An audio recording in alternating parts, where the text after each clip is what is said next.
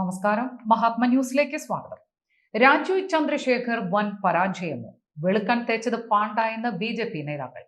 പ്രസിഡന്റിൽ നിന്നും അകലം പാലിക്കുന്നു മുതിർന്ന നേതാക്കൾ. കേരളത്തിൽ നടക്കാനിരിക്കുന്ന തദ്ദേശ സ്വയംഭരണ തെരഞ്ഞെടുപ്പിലും അതിനുശേഷം നടക്കുന്ന നിയമസഭാ തെരഞ്ഞെടുപ്പിലും ചരിത്രം തിരുത്തിക്കുറിച്ച് വിജയം നേടുന്നതിനായി ബി.ജെ.പി. കേന്ദ്ര നേതൃത്വം ലക്ഷ്യം വയ്ക്കുന്നു. കേരളത്തിലെ പാർട്ടി പ്രവർത്തകർക്കിടയിൽ വലിയ പരിചയമോ ജനസ്വാധീനമോ ഇല്ലാത്ത പ്രൊഫഷണൽ മാത്രമായ രാജീവ് ചന്ദ്രശേഖറിനെ ബി.ജെ.പി. പാർട്ടി പ്രസിഡന്റായി നിയമിച്ചത് തിരിച്ചടിയായിരിക്കുകയാണ്. കേരളത്തിലെ ബി.ജെ.പി. പ്രസിഡന്റായിരുന്ന കെ സുരേന്ദ്രനെ മാറ്റി പുതിയ പ്രസിഡന്റിനെ നിയോഗിക്കാൻ പ്രധാനമന്ത്രി നരേന്ദ്രമോദിയും ആഭ്യന്തരമന്ത്രി അമിത് ഷായും ആവേശം കാണിച്ചു. മുമ്പ് കേന്ദ്രമന്ത്രിയും പിന്നീട് തിരുവനന്തപുരത്ത് ബി.ജെ.പി. സ്ഥാനാർത്ഥിയായി മത്സരിക്കുകയും ചെയ്ത രാജീവിനെ പുതിയ സംസ്ഥാന പ്രസിഡന്റായി നിയോഗിച്ചപ്പോൾ കേന്ദ്ര നേതൃത്വത്തിന് വലിയ പ്രതീക്ഷകളാണ് ഉണ്ടായിരുന്നത്.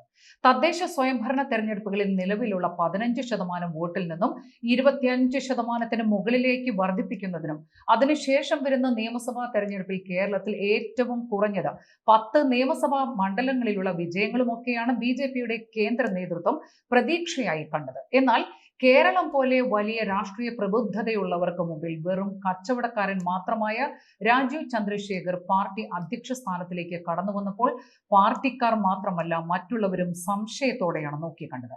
ജനകീയ അടിത്തറയില്ലാത്ത ഒരു നേതാവ് എങ്ങനെയാണ് ഒരു പാർട്ടിയുടെ സംസ്ഥാന ഘടകത്തെ ചലിപ്പിക്കുക എന്ന സംശയമാണ് പൊതുജനങ്ങളിൽ നിന്നും ഉയരുന്നത്. ഏതായാലും പ്രസിഡന്റ് പദവി ഏറ്റെടുത്തതിനു ശേഷം മാസങ്ങൾ പിന്നിടുമ്പോൾ ബി.ജെ.പിയുടെ സംസ്ഥാന മുതിർന്ന നേതാക്കൾക്ക് മുമ്പിൽ രാജീവ് ചന്ദ്രശേഖർ വലിയൊരു പരാജയമായിരിക്കുകയാണ്.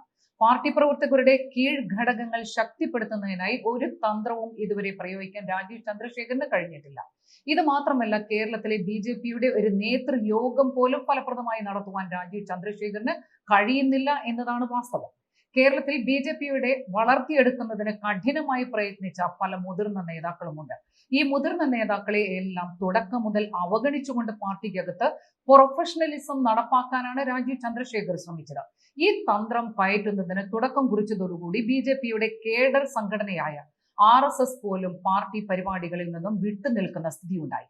ഇതോടുകൂടി പാർട്ടിയിലെ ചിട്ടയായ പ്രവർത്തനങ്ങളെല്ലാം താറുമാറായി. ബി.ജെ.പി. എന്നല്ല ഏത് രാഷ്ട്രീയ പാർട്ടിയുടെയും ഉണർവും ഊർജ്ജസ്വലതയും നിലനിൽക്കുന്നത് വാർഡ് തലങ്ങളിലുള്ള കമ്മിറ്റികളിലൂടെയാണ്.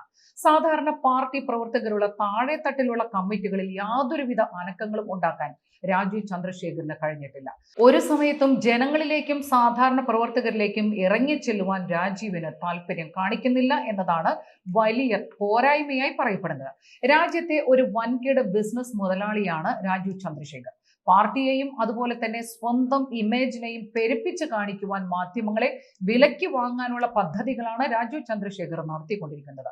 സാമ്പത്തികമായി തകർന്നു കിടക്കുന്ന മലയാളത്തിലെ മംഗളം ദിനപത്രം വിലയ്ക്ക് വാങ്ങുന്നതിന് ചന്ദ്രശേഖർ തീരുമാനിച്ചതിൽ വലിയ പ്രതിഷേധമുണ്ട്. കേരളത്തിൽ ബി.ജെ.പിയുടെ മുഖപത്രമായ ജന്മഭൂമി പത്രം പതിറ്റാണ്ടുകളായി പ്രസിദ്ധീകരിച്ചുകൊണ്ടിരിക്കുമ്പോൾ ആ പത്രം വളർത്തിയെടുക്കാൻ ശ്രമിക്കുന്നതിന് പകരം പുതിയതായി സ്വന്തം പേരിൽ നിലവിലുള്ള ഒരു പത്രം വിലയ്ക്ക് വാങ്ങുന്നത് പാർട്ടി വിരുദ്ധ നടപടി എന്ന അഭിപ്രായവും ബി.ജെ.പിയുടെ മുതിർന്ന നേതാക്കൾ ഉയർത്തുന്നുണ്ട്.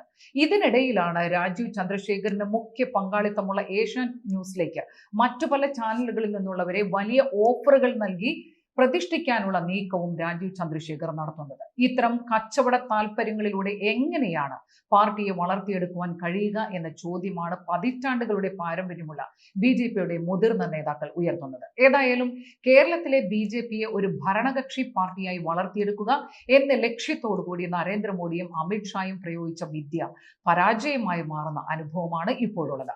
രാജീവ് ചന്ദ്രശേഖർ എന്ന ബിസിനസ്സുകാരനെ കേരളത്തിലെ പാർട്ടിയുടെ തലപ്പത്തിരുത്തി പാർട്ടിയെ വളർത്തി ഭരണത്തിൽ കയറിക്കൂടാനുള്ള തന്ത്രങ്ങളാണ് ഇപ്പോൾ പൊളിയുന്നത്.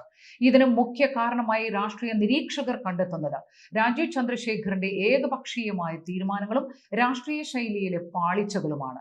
ഏത് വലിയ നേതാവും ഒരു സംസ്ഥാനത്തെ പാർട്ടിയുടെ പ്രസിഡന്റായി ചുമതലയേൽക്കുമ്പോൾ ആദ്യം ഒപ്പം നിർത്താൻ പരിശ്രമിക്കേണ്ടത് അവിടുത്തെ മുതിർന്ന പാർട്ടി നേതാക്കളെയാണ്. എന്നാൽ സംസ്ഥാന പ്രസിഡന്റായി ചുമതലയേറ്റ ശേഷം കേരളത്തിലെ മുതിർന്ന നേതാക്കൾക്ക് ഒരു പരിഗണനയും നൽകാതെ മുന്നോട്ട് പോയ ശൈലിയാണ് രാജീവ് ചന്ദ്രശേഖർ പ്രകടമാക്കിയത്. അതുകൊണ്ട് തന്നെ തെരഞ്ഞെടുപ്പ് വർഷത്തിൽ നിൽക്കുന്ന കേരളത്തിൽ ബി.ജെ.പിക്ക് എന്തെങ്കിലും തരത്തിലുള്ള ഒരു മുന്നേറ്റം രാജീവ് ചന്ദ്രശേഖറിന്റെ നേതൃത്വത്തിന് കീഴിൽ ഉണ്ടാകാൻ സാധ്യതയില്ല എന്ന അഭിപ്രായത്തിലാണ് കേരളത്തിലെ മുതിർന്ന ബി.ജെ.പി. നേതാക്കൾ. മാത്രവുമല്ല, കേരളത്തിൽ ബി.ജെ.പിയുടെ സംസ്ഥാന പ്രസിഡന്റുമാരെ മുൻകാലങ്ങളിൽ പ്രവർത്തിച്ചിട്ടുള്ള എല്ലാ നേതാക്കളെയും വമ്പൻ പരാജയമാണ് രാജീവ് ചന്ദ്രശേഖർ എന്ന വിലയിരുത്തലും മുതിർന്ന നേതാക്കൾ നടത്തുന്നുണ്ട്. മുൻകാല പ്രസിഡന്റുമാരെ അടക്കം പൂർണ്ണമായും തള്ളിക്കളയുന്ന ചന്ദ്രശേഖരന്റെ നിലപാടുകളിൽ അമർഷമുള്ള എല്ലാ നേതാക്കളും തൽക്കാലത്തേക്ക് പാർട്ടിയിൽ സജീവമാകേണ്ട എന്ന തീരുമാനവുമായി മുന്നോട്ട് പോവുകയാണ്. മാത്രവുമല്ല, രാജീവ് ചന്ദ്രശേഖർ പാർട്ടി പ്രസിഡന്റായ ശേഷം കേരളത്തിൽ പാർട്ടിക്കുണ്ടായിട്ടുള്ള ബലക്ഷയം സംബന്ധിച്ച് മുൻ സംസ്ഥാന പ്രസിഡന്റുമാർ, ദേശീയ പ്രസിഡന്റ് JP നദ്ദ, പ്രധാനമന്ത്രി നരേന്ദ്രമോദി, ആഭ്യന്തരമന്ത്രി അമിത്ഷാ തുടങ്ങിയവർക്ക് വിശദമായ പരാതികൾ സമർപ്പിച്ചിരിക്കുകയുമാണ്.